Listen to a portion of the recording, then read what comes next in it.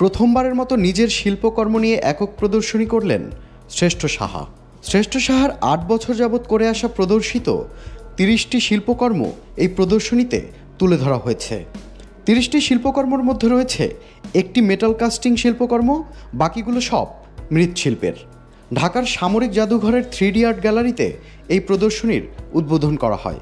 এ সময় প্রধান অতিথি হিসেবে উপস্থিত ছিলেন বরেণ্য চিত্রশিল্পী রফিকুন নবী। আমি অভিভূত হয়েছি তার এইসব কাজ দেখে, কি ফর্ম তৈরি করবে, কি আকার আকৃতি দিবে, সেইটাতে কতখানি নতুনত্ব কি করা যায়, এইটা যেমন একটা ব্যাপার দেখতে হয়, তেমনি আবার হলো যে ডিজাইনের সেন্স।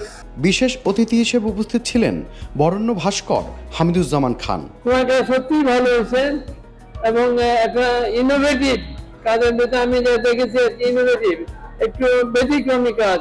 মৃৎশিল্প ও শিল্পকলার এক অনন্য প্রাচীন মাধ্যম, হাজার বছরের ধারাবাহিকতার মৃৎশিল্প চর্চা আজ বিশ্বব্যাপী সমাদৃত, যা বিশ্ব ঐতিহ্যের ধারক ও বাহক। মৃৎশিল্প চর্চা ও নির্মাণে নিরলস প্রচেষ্টায় শ্রেষ্ঠ সাহা তার নিজস্বতা বজায় রেখেছেন। শ্রেষ্ঠ সাহা বয়সে একজন নবীন শিল্পী হলেও তার শিল্পকর্ম জাতীয় ও আন্তর্জাতিক পর্যায়ে বেশ প্রশংসিত। শ্রেষ্ঠ সাহা ঢাকা বিশ্ববিদ্যালয়ের চারুকলা অনুষদের মৃৎশিল্প বিভাগ থেকে সদ্য মাস্টার্স ডিগ্রি সম্পন্ন করেছেন। ভাস্কর্য এবং সিরামিক মিলেমিশে যে একটা শিল্প তৈরি হয় শ্রেষ্ঠ সাহা সেটা দেখালো। Tanfir Limon, channel I.